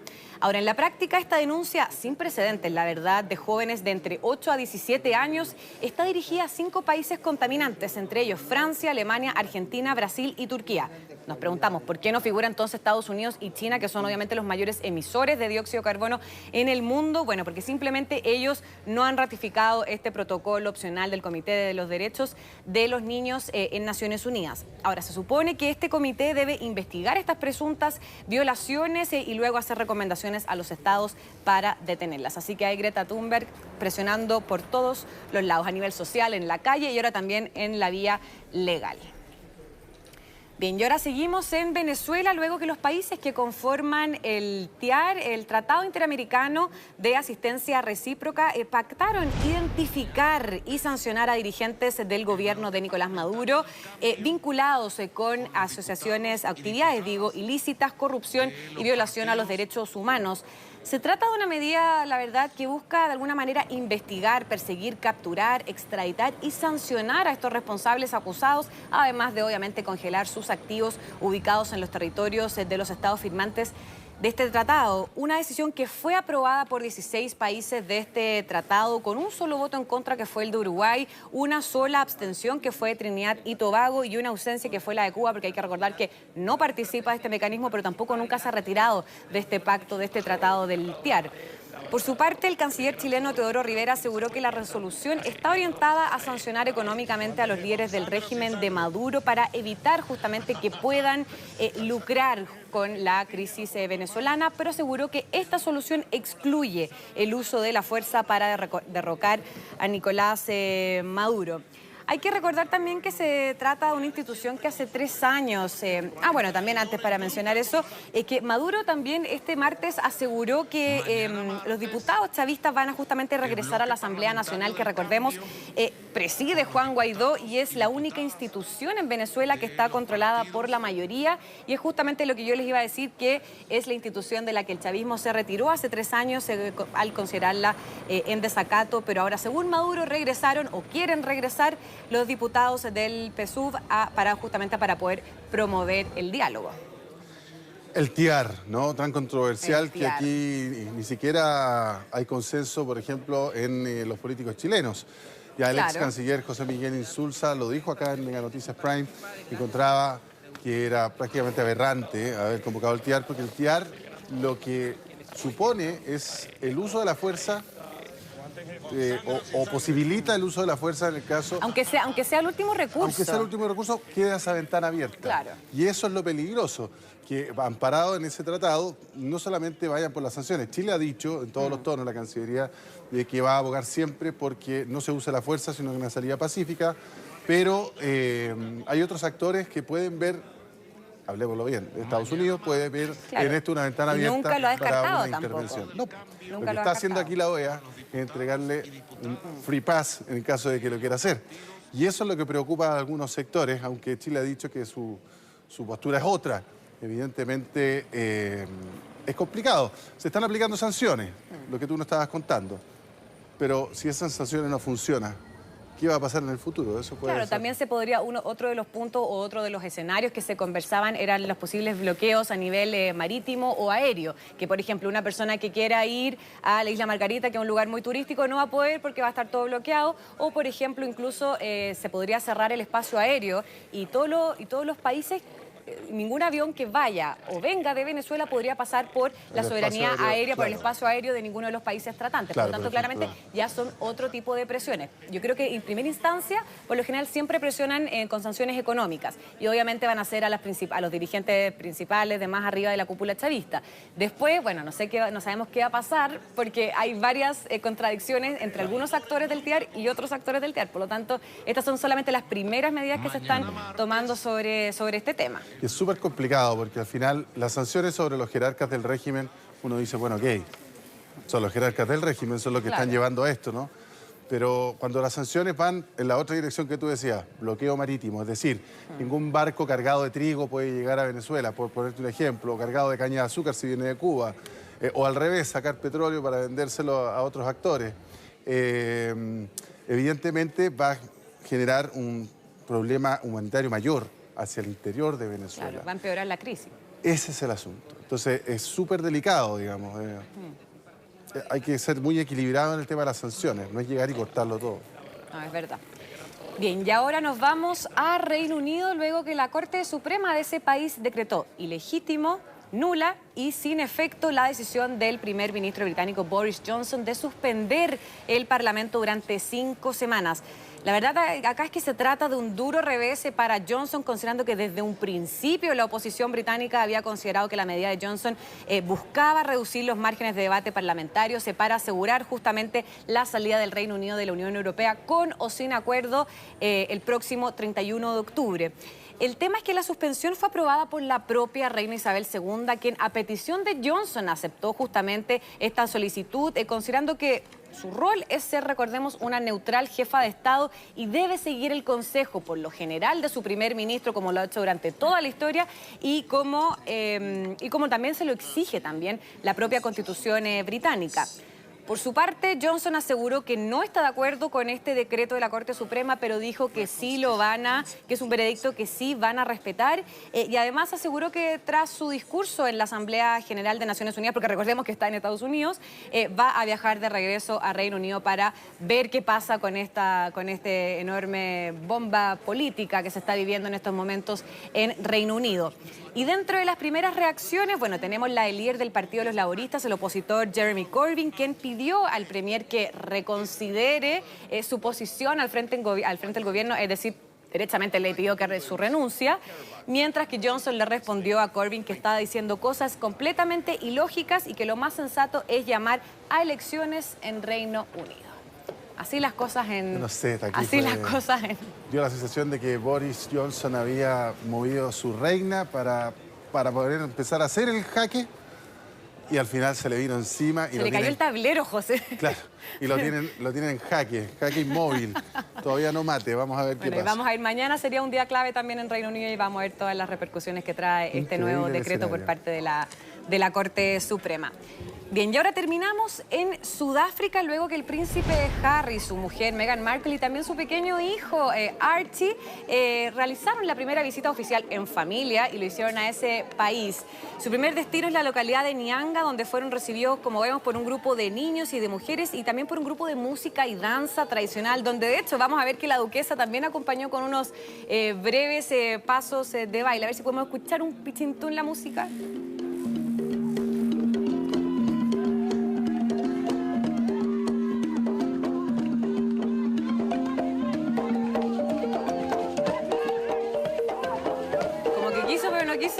Tanto, sabía que la estaban grabando, sabía que le estaban sacando fotos, pero como que no se resistió al baile, a ese baile que ahí aplaude, ahí se está viendo un poco más relajada bailando la duquesa de Sussex. Bueno, luego los duques visitaron la Mesa de la Justicia, que es una ONG que pertenece a la Commonwealth Trust de la reina, de la cual la pareja son presidente y vicepresidenta. Durante su recorrido también conocieron el programa de empoderamiento de las niñas de Mkodo, donde Meghan hizo referencia, aquí sacó aplausos, porque hizo referencia a su origen racial y dijo, como mujer, como madre y como mujer de color, ella estaba acompañando y estaba en todo sentido con las niñas. Además, durante la visita, los duques denunciaron, y acá fue también la parte que más enfatizaron en la prensa internacional, porque denunciaron la violencia contra la mujer en el país, considerando que cada día se registran 100 violaciones en Sudáfrica y donde 30 mujeres fueron abatidas por sus propias parejas solo en el mes de agosto. Así que podemos ver que los duques, bueno, bailaron un ratito, saludaron también, pero también tuvieron una actividad un poquito más de denuncia también, cosa que ellos tampoco pueden hacer mucho, no se pueden meter mucho en la política, pero obviamente con este tema de proteger a la mujer y el empoderamiento femenino también, obviamente ahí Meghan dijo, aquí yo voy seguro.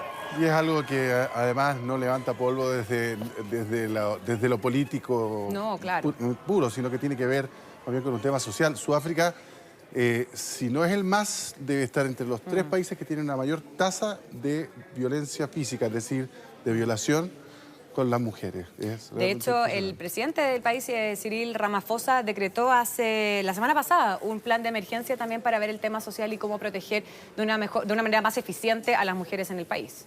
Es tremendo, es algo... Me acordé que en la India también tienen ese problema y hay feroces campañas para intentar detener. Porque finalmente es un tema cultural, es un tema de educación desde que son niños. No es que simplemente sean de esa manera, sino que es un tema de educación y que si desde pequeño no le dicen que la mujer se trata de tal manera y se respeta, es muy difícil que cuando grandes se les pueda cambiar también. Hay que atajar la contingencia y educar para largo plazo. Sí, tal cual. Florencia Vidal, un millón de gracias como siempre. Que estés muy bien, José. Igualmente. Vamos con imágenes en vivo, ¿qué me parece? De Santiago, que siempre está linda esta ciudad, con vista en este punto hacia el centro. Ahí a la derecha lo que usted ve es la Torre Entel. Eso es lo que estoy viendo, señor director. Ahora vamos a Valparaíso, ahí está el Muelle Barón, que esperamos ver, obviamente, la Avenida España, que usted va hacia allá, hacia el norte, hacia Viña del Mar. Y esperando que haya algo bonito que se desarrolle ahí en ese lugar, que se ve tan desprotegido, pero sigue siendo hermoso. Y la preciosa plaza de Osorno. Mire qué cosa más linda, con un día despejado en el sur, realmente precioso. Y con esta imagen vamos a un corte y ya regresamos. Mucho cariño a los osorninos.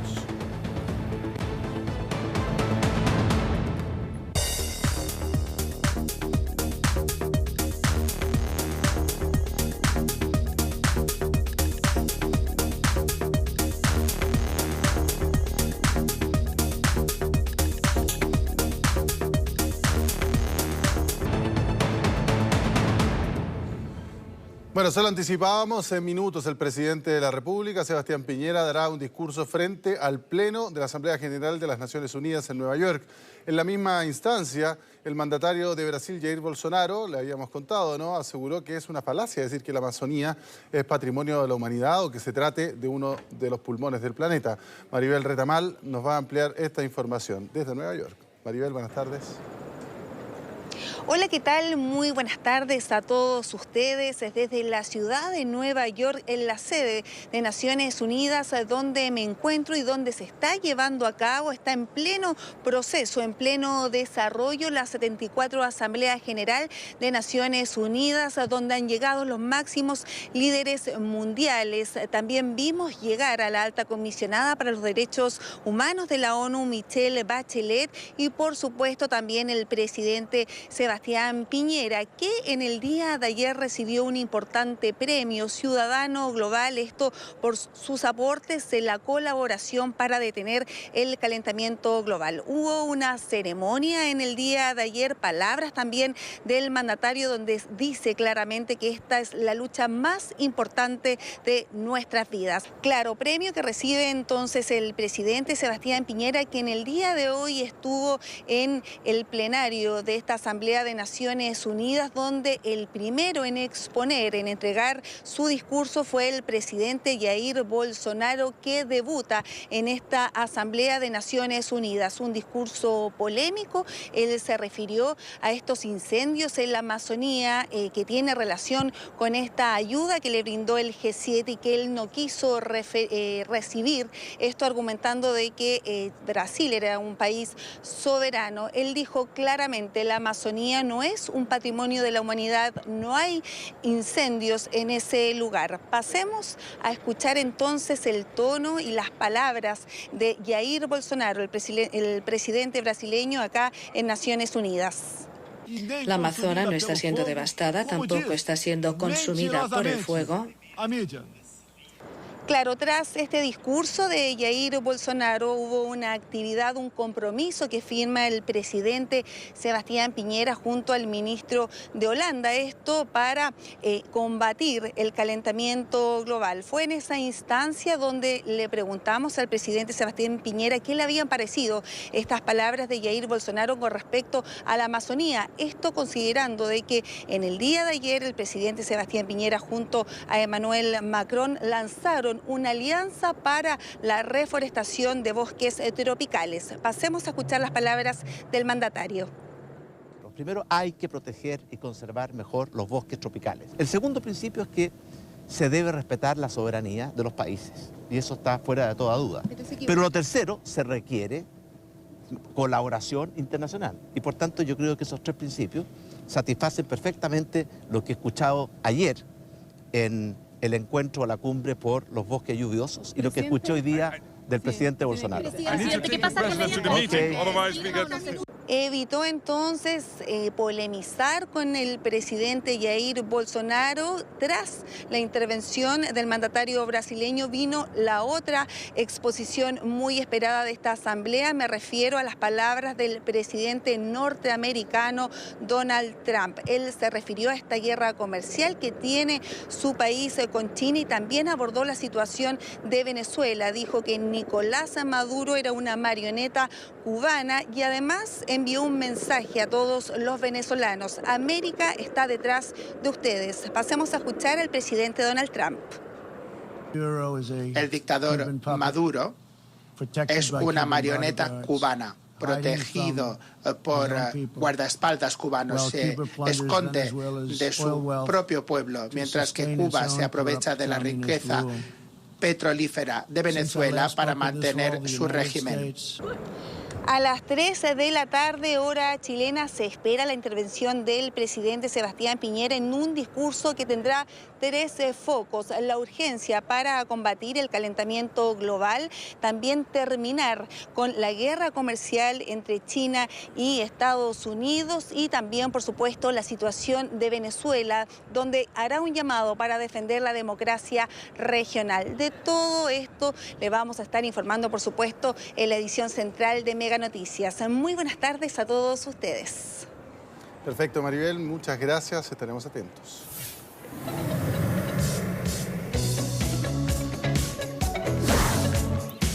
2 de la tarde con 28 minutos y actualizamos la temperatura que tenemos a esta hora acá en la capital, en una de las jornadas más cálidas de esta semana, junto con mañana, que debería ser el pic de temperatura máxima. A esta hora 22 grados con un 38% de humedad relativa en el ambiente, índice de radiación ultravioleta en niveles altos y ya lo decíamos, cielo completamente despejado, y así va a ser también gran parte de la jornada. A eso de las 10 de la noche tendríamos unos 15 grados, por lo tanto una tarde-noche podríamos decir bastante agradable en la capital. Vamos a revisar cómo se viene la temperatura. Hoy día llegaríamos hasta los 28 en algunas comunas, 27 quedarían los termómetros en otras, con el cielo completamente despejado, misma condición que se va a mantener durante la jornada de mañana, de día miércoles, con 6 grados al amanecer y 31 por la tarde, que sería el valor máximo de temperatura en la región metropolitana. Nos vamos al jueves, donde amanece nublado con 7 grados, ya eso va a permitir que la máxima no suba más allá de los 23 grados, con la tarde ya despejada. Viernes una condición bastante similar, extremas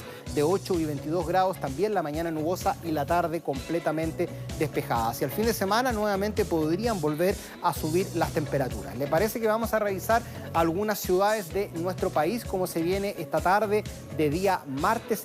Por ejemplo, nos vamos a ir acá al norte de nuestro país. Ahí tenemos en Arica, cielo parcial durante la tarde, incluso ocasionalmente más nuboso con 18 grados. Lo mismo en la ciudad de Iquique, alcanzando también una máxima de 18. Copiapó varía a despejado, entrada a la tarde con 24 grados. En Coquimbo se mantiene la nubosidad parcial con 17. Nos vamos a la zona central de nuestro país. Ahí tenemos Valparaíso con 16 grados. El valor más alto, en contraste, los valles muy calurosos, como por ejemplo en San Felipe con 30 grados y el cielo despejado. Misma condición en San Fernando, como también en la ciudad de Linares, acá ocasionalmente con algunas nubes. 24 la máxima en San Fernando, a los 23 grados llegan los termómetros ahí en Linares. Nos vamos a la zona sur, donde tenemos Chillán, la capital de la región de Ñuble, con el cielo despejado, 25 grados. también despejado en Los Ángeles, llegando a los 24. Valdivia alcanza los 21 con el cielo parcial, lo mismo en la ciudad de Calbuco, ahí en la región de Los Lagos, alcanzando un valor más alto de temperatura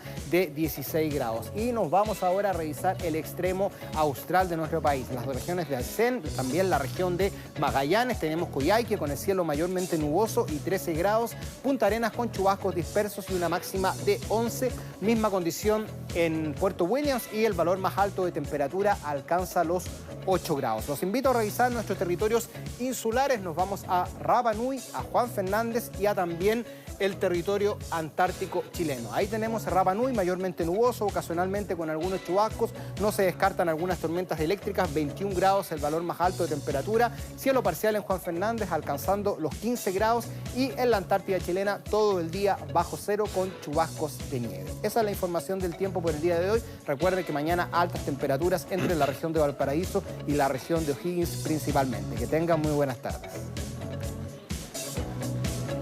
Muy bien, queremos invitarlo a revisar contenido informativo que está en nuestras plataformas.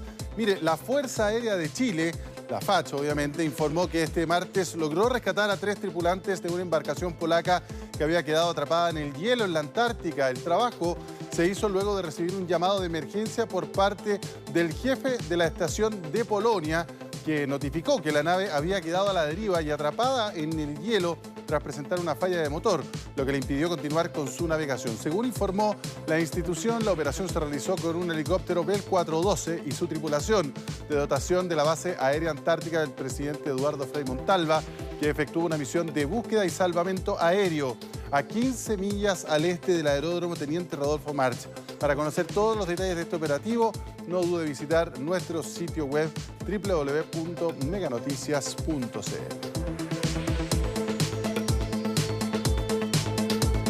Bueno, queremos invitarlo a poner atención a lo siguiente. En el Hospital Van Buren de Valparaíso jubiló el único doctor que hacía operaciones de cambio de sexo. Debido a la dificultad para encontrar a otro especialista en esta materia, el recinto no podrá atender más a este tipo de pacientes hasta septiembre del próximo año. Toda la información la tiene la periodista Javiera Ponce desde la región de Valparaíso. Adelante, Javiera, buenas tardes. Hola, buenas tardes, ¿cómo están? Claro, hay preocupación, por supuesto, entre la gran cantidad de personas que se atienden en una unidad especializada que existe en el Hospital Carlos Van Buren de Valparaíso y que se ha denominado el Policlínico de Identidad de Género. El Policlínico atiende a cerca de 40 personas en la actualidad y varios de ellos están esperando poder someterse a una cirugía de cambio de sexo. Hay algunas que están programadas y otras en tanto que todavía no tienen fecha, pero que sí, estos pacientes están a la espera de poder someterse a una intervención que es muy anhelada por todos ellos, porque son hombres y mujeres que no se sienten viviendo una vida adecuada respecto del cuerpo con el que nacieron. Ese es básicamente el argumento de las personas trans que quieren someterse a esta cirugía y que, como ustedes ya decían al comienzo, solo ha sido practicada por un médico acá, al menos en la región de Valparaíso, que es uno de los pioneros a nivel nacional en torno a este tipo de intervenciones, el doctor Guillermo Macmillan, que hace ya más de 40 años, nos contaba él durante la mañana, vio esta problemática como una necesidad muy urgente de poder solucionar. Es decir, él se enfrentó, nos contaba, a una persona trans que requería de esta cirugía y que lamentablemente hasta ese momento no era nada de fácil de llevar a cabo, porque no estaban ni los conocimientos en el área médica ni tampoco los recursos. Lamentablemente, pasados muchos años de eso, y el problema de fondo, que es el que deja ver toda esta situación que está ocurriendo en el Hospital Van Buren, es que efectivamente no hay especialistas dedicados a esta materia, no hay tampoco recursos desde el Estado que estén dedicados a dar cobertura y dar énfasis a que estas cirugías se realicen, y por lo tanto tampoco hay especialización de parte de muchos de los médicos que podrían estar dedicándose a realizar estas cirugías, pero que en la actualidad no lo hacen porque no hay mayores incentivos, nos decía el propio doctor Macmillan, para que esto ocurra. Él decía, se ha dedicado a formar a otros médicos que han estado interesados en esta labor, pero la especialización de los médicos sale prácticamente de su propio bolsillo. De hecho, la doctora que va a reemplazar el próximo año al doctor Macmillan en el hospital de Valparaíso va a cursar una especialización y eso la va a traer de vuelta recién en septiembre del próximo año en condiciones de poder realizar cirugías de cambio de sexo, pero es algo que ella va a tener que costear de su propio bolsillo. Así es que hay todo un tema de fondo en cuanto a los incentivos económicos y también en cuanto a los incentivos de capacitación para los especialistas en torno a esta área y de estas cirugías que cada vez más, nos decían en el hospital, son requeridas no solo por pacientes nacionales, sino también incluso pacientes extranjeros que llegan a hacer esta solicitud. ¿Qué va a pasar de aquí a que el doctor Macmillan efectivamente deje ya del todo estas cirugías? Él va a seguir realizando al menos las que ya están programadas, a pesar de que ya se jubiló, a la espera de que esta nueva doctora que va a encabezar el policlínico se especialice y vuelva el próximo año recién a poder realizarlas. Así es que hay dudas sobre cuántas cirugías se van a poder realizar de aquí a que eso ocurra y cuándo va a poder estar funcionando al 100% nuevamente el policlínico de identidad de género en el hospital de Valparaíso. Conversamos con el doctor que, como les decía, ha sido pionero en esta materia en nuestro país y que ya por temas de edad, nos comentaba él, y de una amplia carrera que ha llevado adelante, va a dejar de realizar estas cirugías en el hospital. Él se ha jubilado, pero hay, por supuesto, también de parte suya una inquietud muy grande. Nos comentaba de que esto se pueda seguir realizando a pesar de que él ya no esté. Escuchemos. Llegó el momento de irse, ¿no?, a descansar un poco. Sí, por eso nada más. Y yo estaba preocupado justamente de formar gente, si hay gente formada, para continuar en el vampiro. Circunstancialmente la doctora se va temporalmente a completar su especialización o a mejorarla. Pero vamos a llegar a un acuerdo con el doctor Cancino, tengo entendido, para que no queden los pacientes tan postergados. Vamos. Sí. ¿Cuál es lo que yo le pediría al Ministerio? Sería respaldar a los colegas que están haciendo esta actividad y potenciarla, no iniciar actividades nuevas o proyectos médicos, proyectos nuevos, sino que donde se está haciendo esto, respaldarlo y potenciarlo, ¿doctor?, dentro de las capacidades económicas del país. Hay 10 cirugías programadas ya que el doctor Macmillan va a realizar de todas maneras, a pesar de ya estar jubilado oficialmente.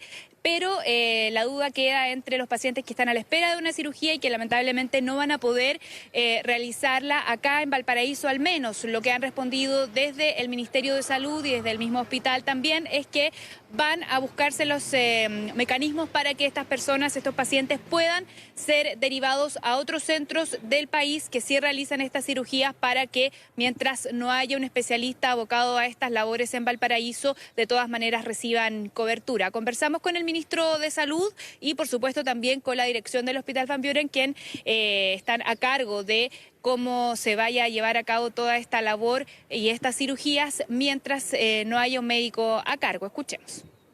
Yo me he informado del retiro y de nuevo reitero el agradecimiento del doctor Macmillan recién, de manera tal que vamos a hablar con la dirección del servicio de Valparaíso San Antonio para ver de qué manera podemos reemplazarlo antes. Hay una profesional que se está formando fuera, pero insisto, las personas que requieran este tipo de cirugía no están desatendidas. Hay otros centros en el país. El Hospital Puerto Montt está iniciando un piloto en esta materia y en ese contexto estamos tranquilos de que no va a existir un déficit, de que alguien que necesita este tipo de cirugías de cambio de sexo vaya a quedar sin atención. El policlínico sigue funcionando. Efectivamente, el doctor Macmillan jubiló en el mes de mayo y ha seguido viniendo al hospital y ahora va a seguir viniendo al hospital por programas que son extra horario institucional para poder seguir desarrollando las cirugías que están pendientes.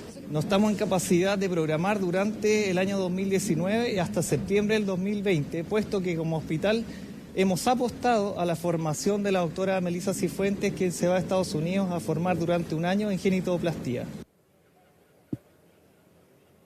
Claro, casi un año más al menos acá en Valparaíso va a transcurrir hasta que no se puedan programar nuevas cirugías. Hay otros centros, lo decía el ministro de Salud, pero son pocos de todas formas y los y las pacientes que están esperando esta cirugía a lo largo de todo el país cada día aumentan, se hace también una necesidad más urgente y lo que ellos mismos manifiestan es que ojalá el ministerio y el Estado en general pusiera mayor prioridad y mayores recursos en que esta cobertura se amplíe, porque es sin duda una cirugía muy necesaria para todos estos pacientes. Conversamos de hecho con una paciente del doctor Macmillan que se sometió a esta cirugía hace poco tiempo, quien nos reiteraba de hecho esto mismo, la importancia que tiene y cómo cambia la vida de quienes se someten a ella. Escuchemos.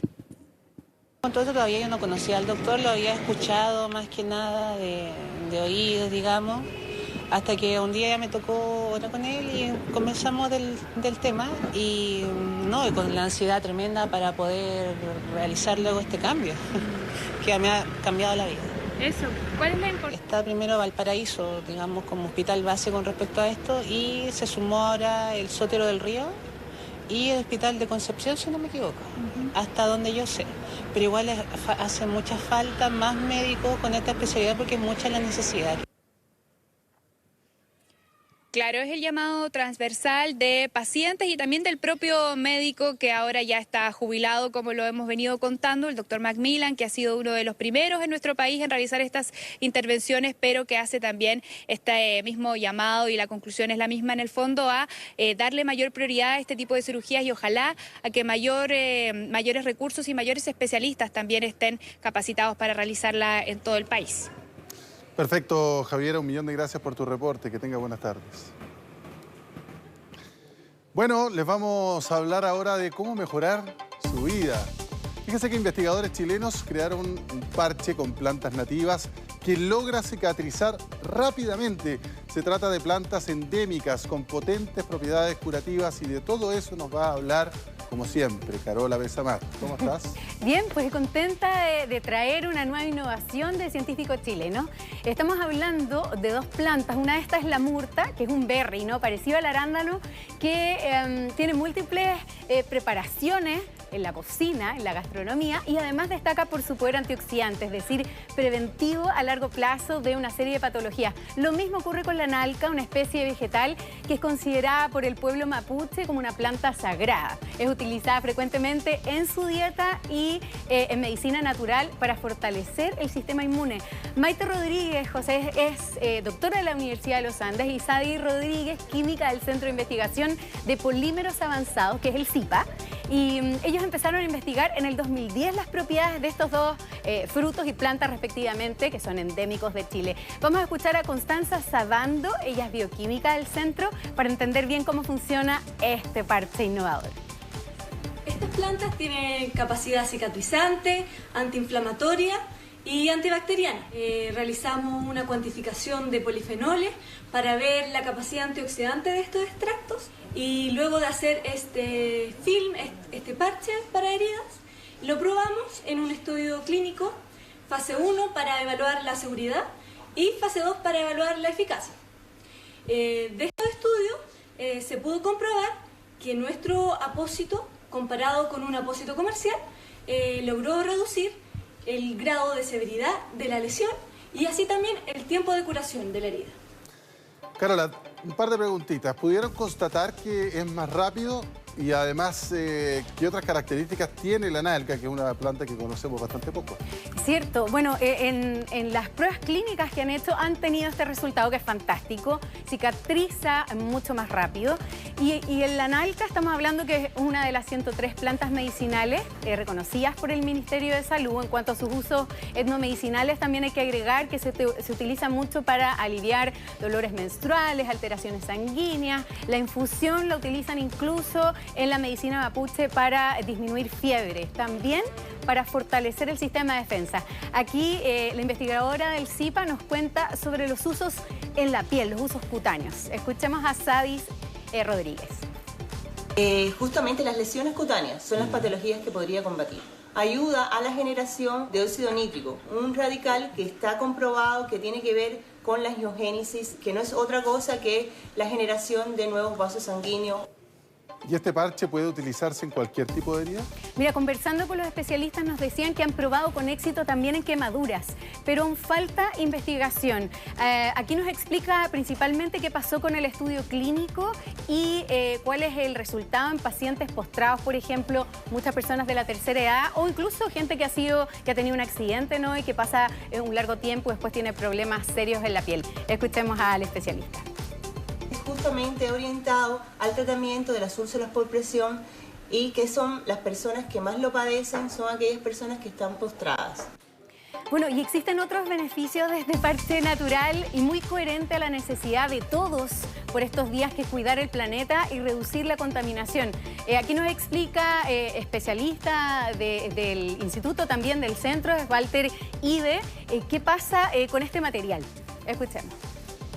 Además que vengan de una matriz polimérica natural, que también los puede hacer más amigables con el medio ambiente, sería otro. Entonces esta combinación de factores puede hacer que sea... hace que sea mucho más innovador. Una innovación chilena, por cierto, importante decir que se necesitan recursos para que se amplíe la investigación, es decir, más pacientes, que sea un estudio clínico, ¿no es cierto?, con un mayor número de personas, para que pronto lo podamos tener y lo podamos utilizar en los sistemas públicos de salud, ¿no? Eso sería, pero fundamental. ¿Y cuál es la gracia de estos parches? ¿Tienen que son completamente reciclables? Claro, o sea, los materiales de los cuales están hechos van a terminar contaminando de mucha menor manera el medio ambiente.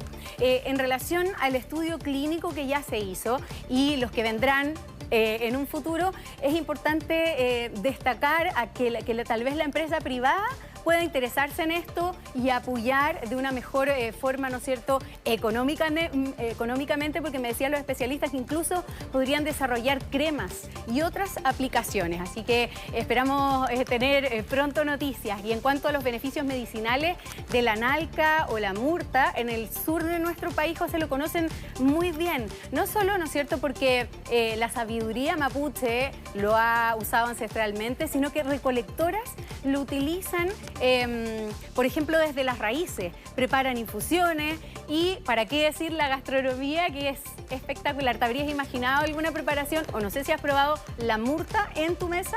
La murta sí, pero la nalca no, fíjate.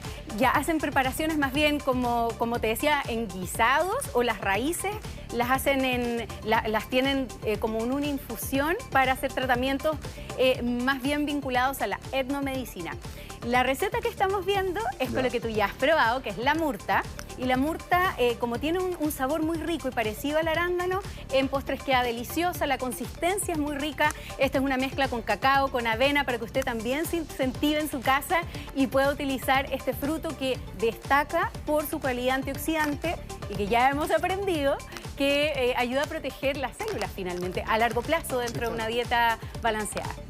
O sea, hace bien por dentro y ahora sabemos que hace bien para afuera. Exacto, ahora para la piel es un tremendo parche que esperamos tener todos pronto y poder utilizarlo porque funciona muy rápido.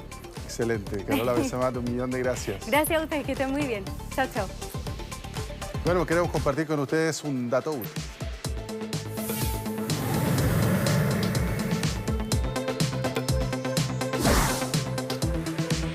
El bono por hijo es uno de los beneficios que entrega el gobierno a mujeres que son madres y que cumplen con ciertos requisitos exigidos por la ley. En nuestro sitio web, meganoticias.cl, revisa quiénes pueden recibir este pago, esta bonificación, y cuál es el monto de este año.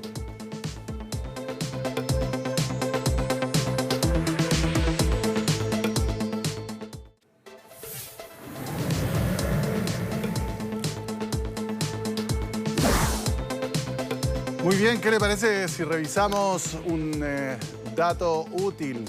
Bueno, las cajas de compensación generalmente tienen excesos y cada año acumulan miles de millones de pesos por este concepto, que corresponde a montos que quedan guardados a la espera de que sus afiliados los retiren. En nuestro sitio meganoticias.cl puede revisar si tiene dinero a su favor.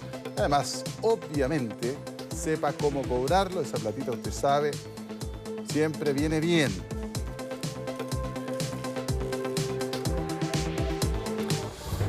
Muy bien, nos vamos, pero ¿qué le parece si revisamos antes las cámaras de la Unidad Operativa de Control de Tránsito que tenemos en distintas partes? Una vista de Santiago, ¿le parece? Comenzamos por ahí para contarles. Ahí se ve Santiago Centro con la torre Entel a mano derecha, se ve precioso. Un día que está despejado y vamos a tener una máxima de 28 grados. Y espérese, porque ya para mañana podemos llegar a los 31 acá en la capital, así nos han advertido nuestros queridos meteorólogos. En la región de Valparaíso, otra vista, ¿qué le parece? Hacia el puerto principal. Ahí tenemos el Muelle Barón, la Avenida España. Y hoy día esperan tener una máxima de 16 grados. Algo similar se espera para mañana, eso sí, con cielos nublados y algo de bruma. Hoy día se ve, por lo menos desde acá, con esta imagen que tengo, despejado. Y por último, revisamos la preciosa plaza de Osorno, que también va a llegar a los 16 grados el día de hoy.